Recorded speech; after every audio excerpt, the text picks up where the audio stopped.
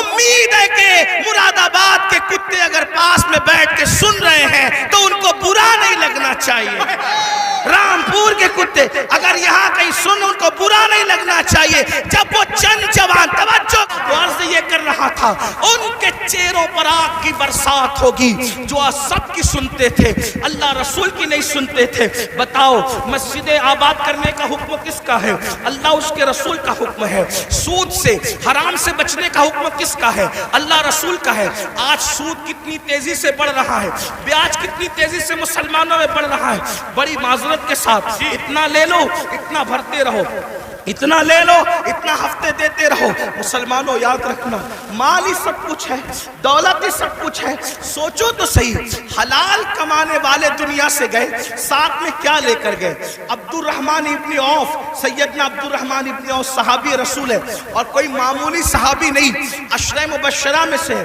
اور وہ صحابی ہے جن کے پیچھے کھڑے ہو کر رسول اللہ نے نماز ادا فرمائی.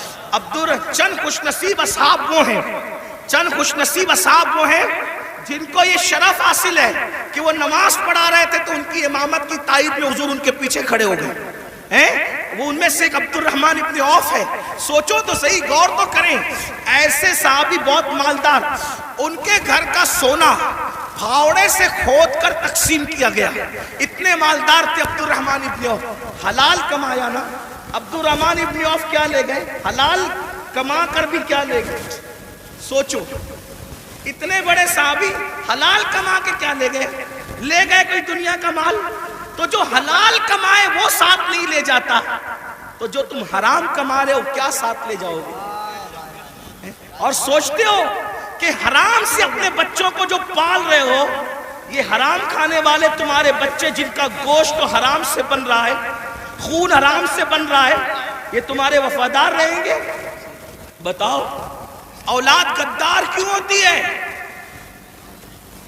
آج بڑی سے بڑی اسکول میں پڑھا رہے ہو پھر بھی اولاد غدار ہے.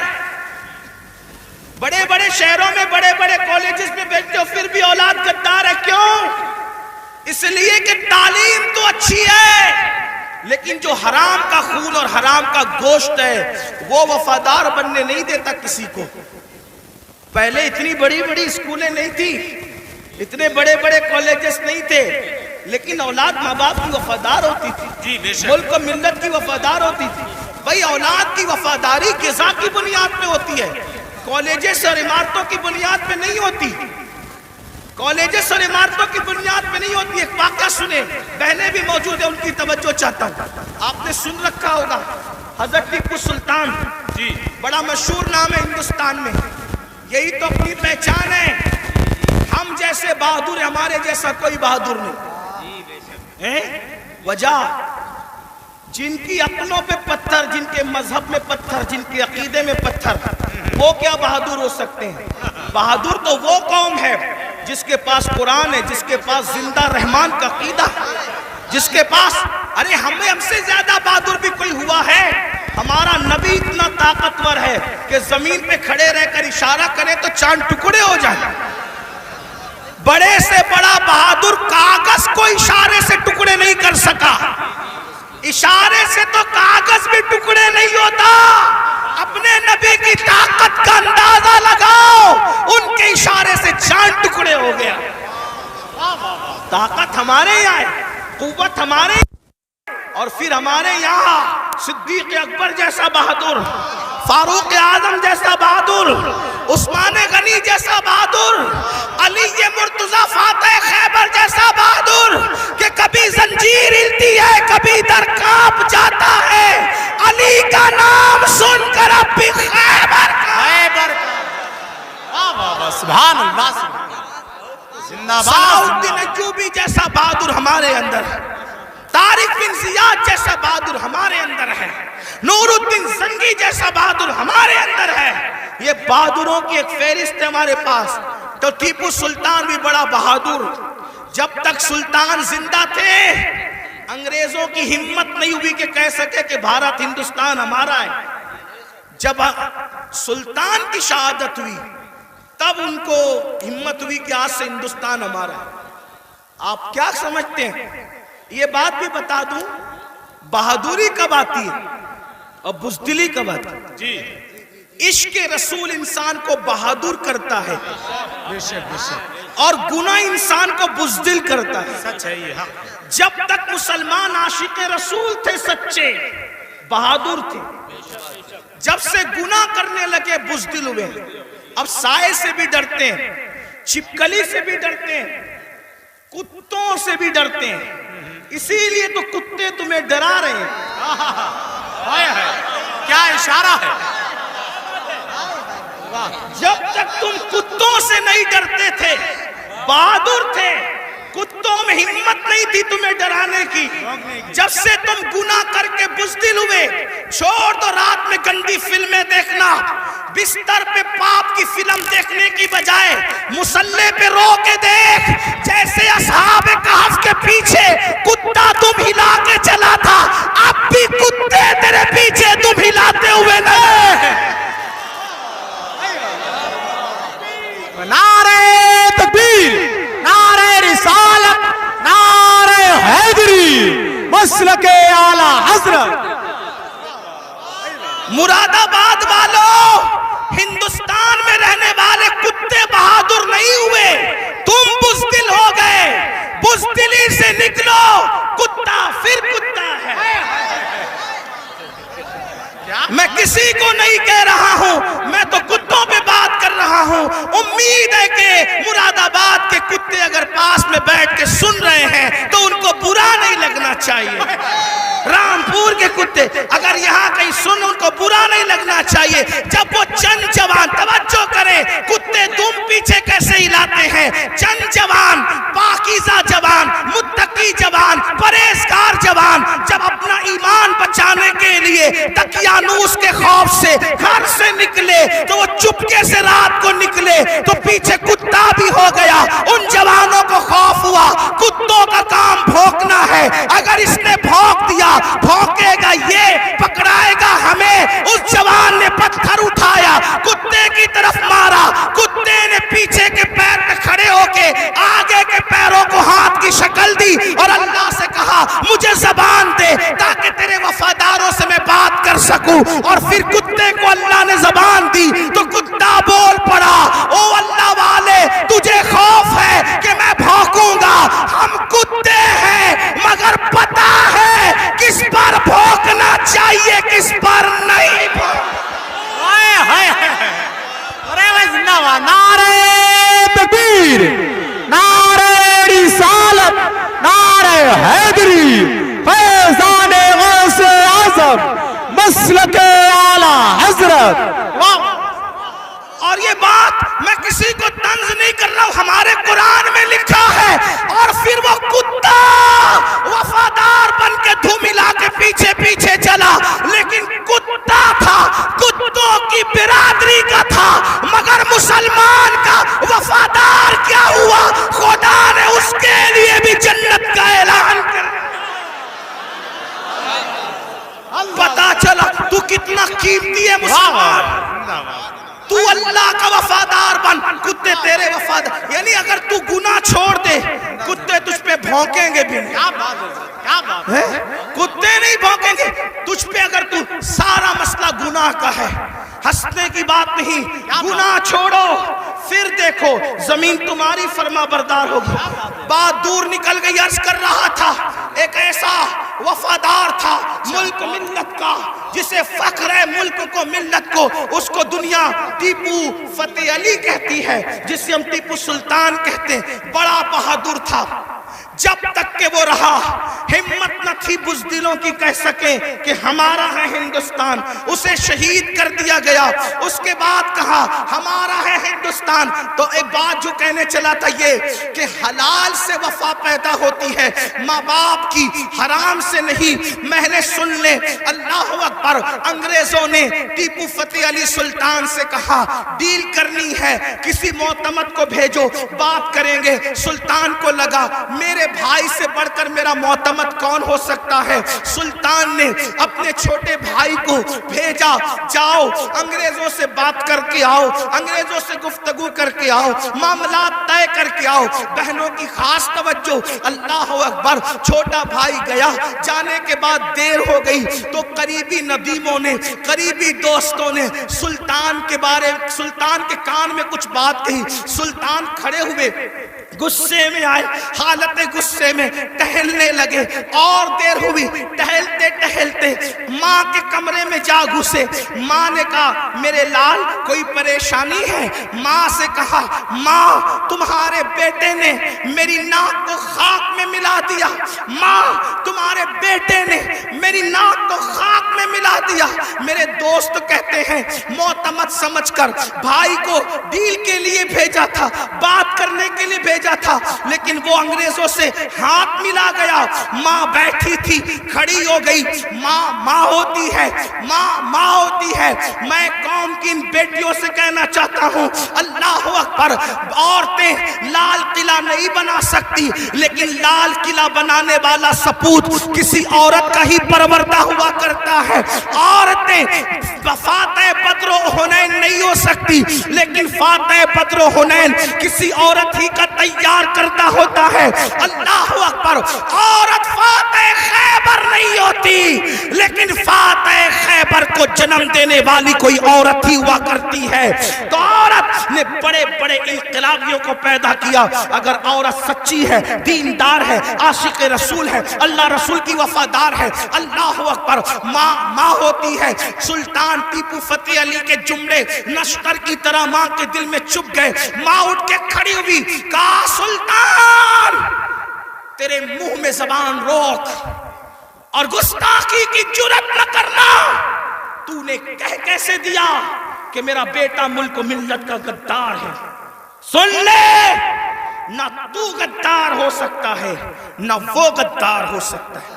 تاخیر کسی وجہ سے ہو رہی ہوگی, میرے دودھ کی وفا پر سوالیہ نشان کھڑا مت کر.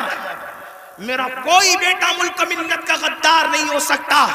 تھوڑی دیر گزری تھی کہ بھائی آیا اور بہت خوشخبری لے کر آیا. سلطان جب سارے معاملات نپٹ گئے تو ماں کے قدم پکڑ کر معافی کے طلبگار ہونے کے بعد کہا امی میں جیسا مرد متزلزل ہو گیا بہادر, تمہیں اتنا یقین کیسے تھا ماں کہ تیرا بیٹا غدار نہیں ہو سکتا, وفادار ہوگا؟ تب ماں نے کہا تھا بیٹا مجھے اپنے آپ پر نہیں رسول اللہ کی نسبت پر یقین ہے. جب میں نے تجھے اور تیرے بھائی کو دودھ پلایا تو کبھی بغیر وضو دودھ نہیں پلایا. ہمیشہ میں نے باوضو مدینے کے تاجدار پر درود پڑھتے ہوئے دودھ پلایا ہے. یہ وضو اور درود کی برکت ہے کہ میری کوئی اولاد ملک ملت کی کبھی غدار نہیں ہو سکتی. سود کا پیسہ کما کر بچوں کو حرام کھلا کر چاہتے ہو تمہارا بیٹا فتح علی بنے؟ یاد رکھنا یہ بہنیں ہیں, سیریل دیکھتے ہوئے بچے کو دودھ پلائے گی, زنا کے مناظر دیکھتے ہوئے دودھ پلائے گی, گندے گانے سنتے ہوئے دودھ پلائے گی. ان کی گود میں صلاح الدین جو بھی پیدا ہوگا ہرگز نہیں. ڈاکو, لٹیرے, بے غیرت, بے حیا, جتنی گندگی کے ٹائٹل ہے تمہاری کوکھ سے جنم لیں گے. کیوں؟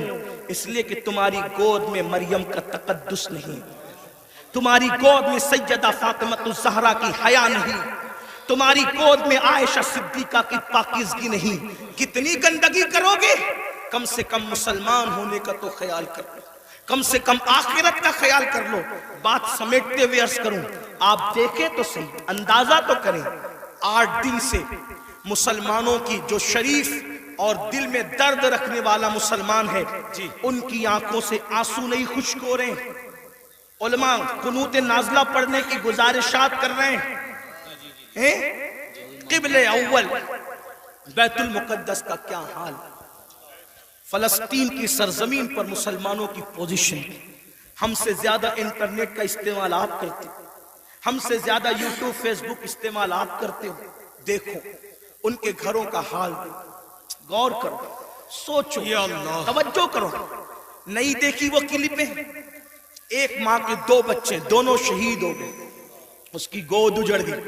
میں یہاں جو مائیں اور بہنیں موجود ہیں ان سے کہنا چاہتا ہوں, کسی ماں کی گود کا درد ایک عورت سے زیادہ کون محسوس کر سکتا ہے؟ لیکن ہم کیا کر رہے ہیں پتہ ہے؟ ہم اتنا بڑا کارنامہ انجام دے رہے ہیں اس میں، فلسطین کے مسلمانوں کے اس میں، کہ جو ویڈیو اور جو کلپیں اور فوٹوز آ رہے ہیں بس ایک دوسرے کو گروپ میں شیئر کر رہے ہیں، دیکھو یہ ہو رہا ہے یہ ہو رہا ہے۔ ان کے لیے کیا کیا؟ ان کے دکھ میں کہاں شریک ہو تم؟ بتاؤ۔ اللہ کے رسول صلی اللہ علیہ وسلم نے فرمایا مومن ایک جسم کی طرح ہوتا ہے، بے شک بے شک، جسم کے کسی بھی حصے کو تکلیف پہنچے پورا جسم تڑپے گا۔ آنکھ میں اگر کچرا چلا جائے آنکھ روئے گی، دماغ مشورہ دے گا، ہاتھ حرکت کرے گا، پلان بنے گا، کچرا نکالا جائے گا۔ کوئی یہ کہے گا کہ نہیں، ہاتھ یہ نہیں کہے گا کہ مجھے تکلیف نہیں ہے میں کچھ نہیں کروں گا، دماغ کہے گا کہ مجھے کوئی پرابلم نہیں ہے میں کچھ نہیں کروں گا، مجھے کیا، میں تو نہیں۔ جب تک جسم میں جان ہے کوئی تک گزرو، پیر درد کر رہا ہے، آنکھ رو رہی ہے، دل دھڑک رہا ہے، حالانکہ آنکھ اور پیر میں کتنا فاصلہ ہے، ہاتھ بے چین ہو رہا ہے، دل کی دھڑکنیں تیز ہو رہی ہے، کب تک؟ جب تک جسم میں جان ہے۔ لیکن جان نکل گئی پھر اس کو مارو کاٹو کچھ بھی کرو، کوئی تکلیف ہوگی کوئی درد ہوگا نہیں ہوگا۔ تو جب تک مسلمانوں میں ایمان ہے کسی بھی مسلمان کو دنیا کے خطے میں تکلیف پہنچے گی وہ تڑپے گا، وہ بے چین ہوگا، وہ بلبلائے گا، وہ بلکے گا۔ آپ سے پوچھتا ہوں کیا دکھ میں شریک ہوئے؟ ہاتھ مت اٹھانا لیکن اپنے آپ میں ڈوب کر سوچو کتنے مسلمان ہیں جنہوں نے فلسطینی مسلمانوں کے لیے اللہ کی بارگاہ میں رو رو کر دعا کی۔ جو قوم اتنی خود غرض ہو کہ وہ اپنے پڑوس میں رہنے والے بھائی کے دکھ پر نہیں روتا، وہ فلسطینیوں کے دکھ پہ کیا روئے گا؟ ان سے کوئی تمہارا رشتہ نہیں ہے؟ جن کی گود خالی ہو گئی، جن کے گھر ویران ہو گئے، آبادیاں قبرستانوں میں تبدیل ہو گئی، سوچو ان کے گھر کی چھت بھی ختم ہے، وہ بغیر چھت کے زندگی گزارے، جوان عورتیں بیوہ ہو گئی ہیں، لاشیں اتنی لاشیں ہیں کہ پہچان نہیں ہو رہی ہے، دفن کرنے کے لیے جگہ کا معاملہ، کفن کا معاملہ۔ ایک لیڈیز کی 1 منٹ کی کلپ میرے کان میں آئی، میں پوری سن نہ سکا، تڑپ گیا۔ وہ کہہ رہی تھی انگلش میں کہ ہمارے چھوٹے چھوٹے فلسطینی بچے اب اپنے ہاتھوں پر نام لکھ رہے ہیں، اور اپنے ہاتھوں پر اس لیے نام لکھ رہے ہیں کہ ان کو ایسا لگتا ہے پتہ نہیں ظالم اسرائیل کی طرف سے کب بم برس جائے اور ہم مر جائیں تو نام ہاتھ پہ لکھ دے تاکہ ہمارے گھر والے اسی نام کی وجہ سے ہمیں پہچان سکیں۔ کوئی تعلق نہیں ان سے آپ کا۔ آج بھی مسلمان مسجد کو ویران کرتا رہے گا، آج بھی زنا کی فلم دیکھو گے تم، آج بھی چہرے سے داڑھی مڈا کر گٹر میں پھینکو گے تم۔ برا مت ماننا، وہ جو اس بہن کے دونوں بچے اس کی گود میں شہید ہو گئے، اگر اس بہن کی بجائے آپ کی بہن ہوتی تو بھی آج آپ ایسے ہی گناہ کرتے۔ اللہ ان کی چھتیں جو برباد ہو گئی، اللہ نہ کرے اللہ تمہیں وہ دن کبھی نہ دکھائے، فقیر کی دعا ہے، اگر ان کی جگہ تمہارے بھی چھتیں ختم ہو جاتی تو تم ایسے ہی دھینگا مستی کرتے، ایسے ہی عیش و عشرت کرتے۔ کوئی تعلق نہیں ان سے، رشتہ بس اتنا ہی کہ وہ کلی پہ بانٹتے پھرو گروپ پر۔ ارے کم سے کم یہ تو سوچا ہوتا کہ ہزاروں کلومیٹر دور ہم ہیں، ان کی کوئی مدد نہیں کر سکتے۔ میں تو پورے ہندوستان میں لوگوں کو، نوجوانوں کو کہہ رہا ہوں، جنگ فلسطین میں ہو رہی ہے، اس جنگ کو لے کر ہندوستان کا ماحول خراب کرنے کی کوئی کوشش نہ کرے، اپنے ملک میں امن رکھو، روڈ پہ نکل کر غلط نعرہ نہیں لگانا، حالات خراب نہیں ہونا چاہیے۔ کیا مدد کر سکتے ہو؟ آسان طریقہ، 1450 سال پہلے رسول اللہ نے ہتھیار دیا، الدعاء سلاح المومن، دعا مومن کا ہتھیار ہے۔ روڈ پہ نکلنے کی بجائے 5 وقت مسجد کو بھر دو اور ہر مسلمان گڑ گڑا کر فلسطینیوں کی مدد کے لیے اللہ سے دعا کرے، بیت المقدس کی حفاظت کے لیے دعا کرے اور ظالموں کی بربادی کے لیے دعا کرے۔ ہتھیاروں میں جتنی طاقت نہیں ہے اس سے زیادہ طاقت اللہ نے مسلمانوں کی دعا میں رکھی ہے۔ انشاءاللہ تم گڑ گڑاؤ گے، گناہ سے से तौबा करोगे, दुआ करोगे, इंशाअल्लाह फलस्तीनियों पर अल्लाह की मदद नाजिल होगी, बैतुल मुकद्दस की हिफाजत होगी, जालिम कैफर किरदार तक पहुंचेगा। लेकिन बड़ी माजरत के साथ नहीं आते हो ना, मस्जिद की तरफ नहीं आते हो, सब तरफ जाना चाहते हो, मस्जिद की तरफ नहीं आते हो। फिर कहता हूं, कुत्ते से सीख लिया होता। जब कोई कुत्ते को डंडा मारता है तो कुत्ता चिल्लाते हुए किसी और के दरवाजे पे नहीं जाता, कुत्ता चिल्लाते हुए अपने मालिक के दरवाजे पे आता है। कुत्ते को पता है कोई मार रहा है, अगर मार से मुझे कोई बचा सकता है तो मेरा मालिक ही बचा सकता है। मुसलमानों, दुनिया तुम्हें इतना पीट रही है, दुनिया तुम्हें इतना लूट रही है, कुत्ता पीटने के बाद मालिक की चौखट पे आ जाता है। तुम इंसान होकर कब आओगे मालिक के दरवाजे पर, अल्लाह के दरवाजे पे कब आओगे? याद रखना, कल भी अपने मसाइल का हल अल्लाह की चौखट पे था, खुदा के दर पे था, आज भी अपने मसाइल का हल अल्लाह की बारगाह में है। पलट आओ अल्लाह की तरफ, कहीं पनाह नहीं मिलेगी, पनाह मिलेगी तो उसी की बारगाह में मिलेगी। रुजू हो जाओ उसकी तरफ। गुनाह करके न किसी को इज्जत मिली है ना आपको इज्जत मिल सकती है। मुझे पता है इन हजारों जवानों में कुछ ऐसे सआदतमंद चेहरे मुझे नजर आ रहे हैं जिनके दिलों में वाकई उम्मत का दर्द है, कौम का दर्द है। वो पलटेंगे, वो तौबा करेंगे, वो नादिम होंगे। हाँ हाँ मेरी कौम के जवानों, जरूर याद रखो, हर दरवाजे पे जा करके अगर इंसान जुर्म का एतराफ करता है, दुनिया की अदालतों का दस्तूर है, जहां पर जुर्म को कबूल कर लो तो अदालतें सजा सुनाती है। एक मेरे अल्लाह की अदालत है, वहां जुर्म कबूल कर लो तो सजा नहीं सुनाई जाती बल्कि माफ कर दिया जाता है। हर जगह का दस्तूर है कि अगर जुर्म कबूल कर लो तो लोग जलील करते हैं। ये मेरे अल्लाह की शान है, जुर्म कबूल कर लो तो युहिब्बुत तव्वाबीन का खूबसूरत तमगा गले में डाल दिया जाता है और महबूब बना लिया जाता है।